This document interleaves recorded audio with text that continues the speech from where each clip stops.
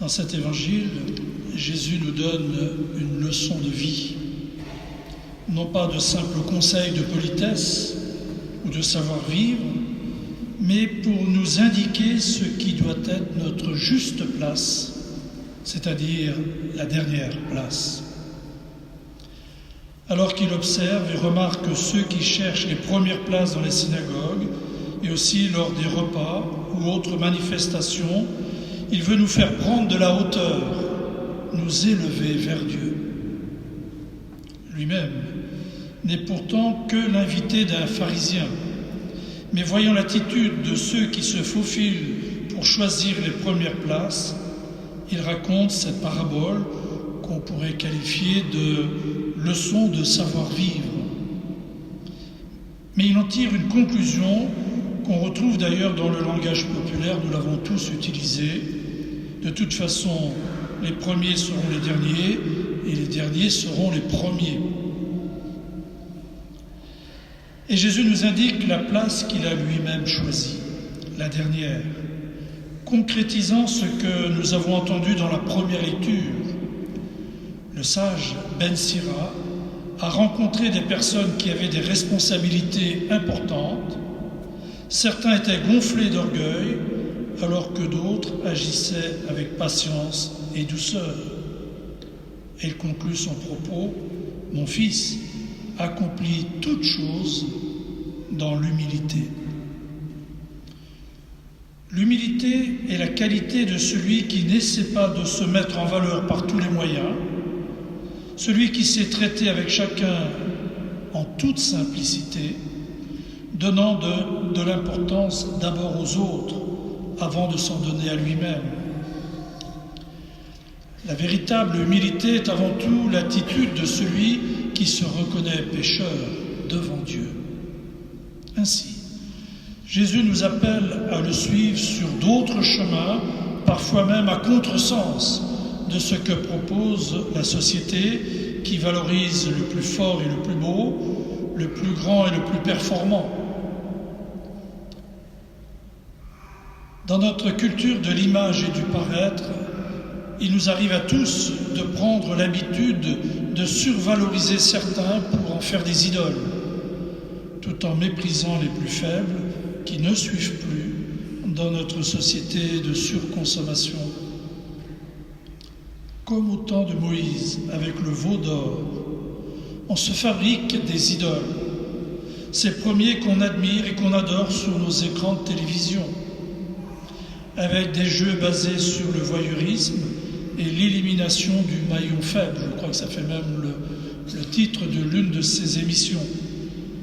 Émission qui incite les spectateurs à rejeter ceux qu'ils considèrent plus faibles pour mieux glorifier les premiers. C'est tout simplement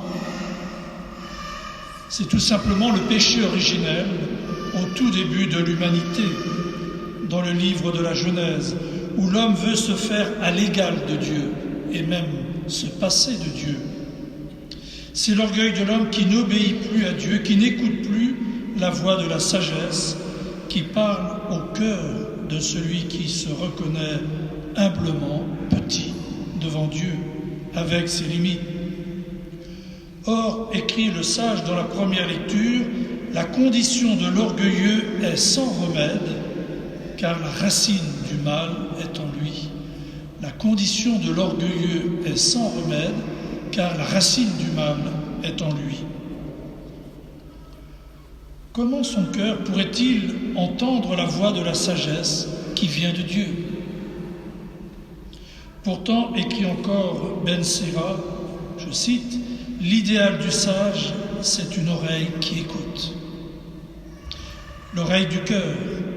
Une oreille qui écoute n'est pas dispensée d'avoir un esprit qui pense, une conscience qui juge et une volonté pour décider. Ne laissons pas les moralistes des médias nous indiquer ce que nous devons penser et encore moins ce que nous devons faire.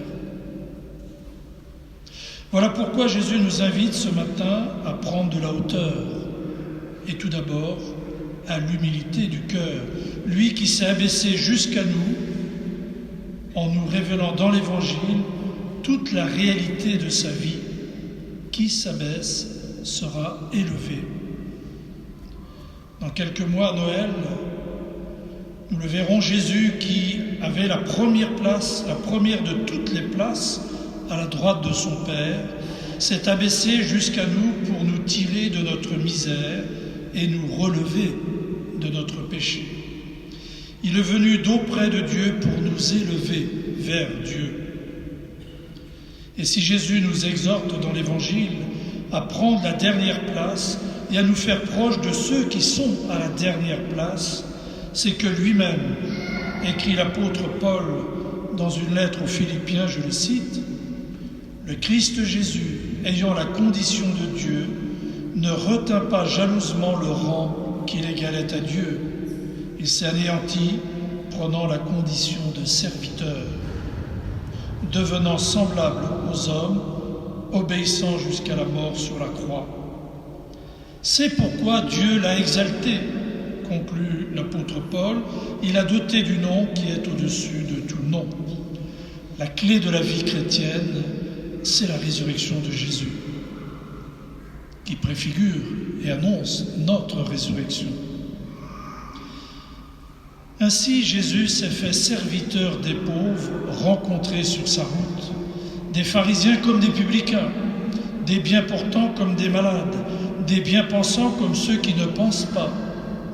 Au matin de Pâques, il s'est relevé d'entre les morts pour nous élever vers Dieu.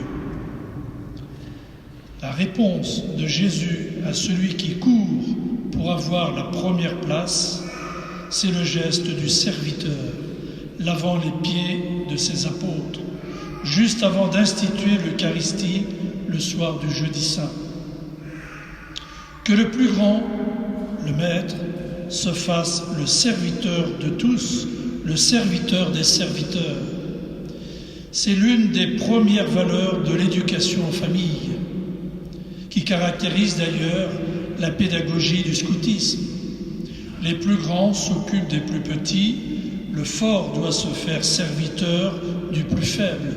Et dans la famille, les aînés doivent prendre soin des plus jeunes. Ainsi que nous l'avons entendu dans la première lecture, plus tu es grand, plus il faut t'abaisser. Car celui qui s'abaisse trouvera grâce devant le Seigneur. Frères et sœurs, vivre son baptême, vivre en enfant de Dieu, c'est se mettre à l'école de Jésus, humble et serviteur. Nous reconnaître pécheurs parmi les estropiés de l'Évangile, les boiteux qui traînent sur le chemin des béatitudes, les aveugles qui cherchent la lumière. Mettons-nous également à l'école de la Vierge Marie, en priant avec elle l'action de grâce du Magnificat. Dieu élève les humbles, il abaisse les orgueilleux. Jésus veut nous élever vers la première place, non pas celle qui nous situerait au-dessus des autres, mais celle qui nous élève vers Dieu. Écoutons-le pendant quelques instants, nous dire au plus profond de nos cœurs, comme dans la parabole de l'Évangile, « Mon ami, avance plus haut. »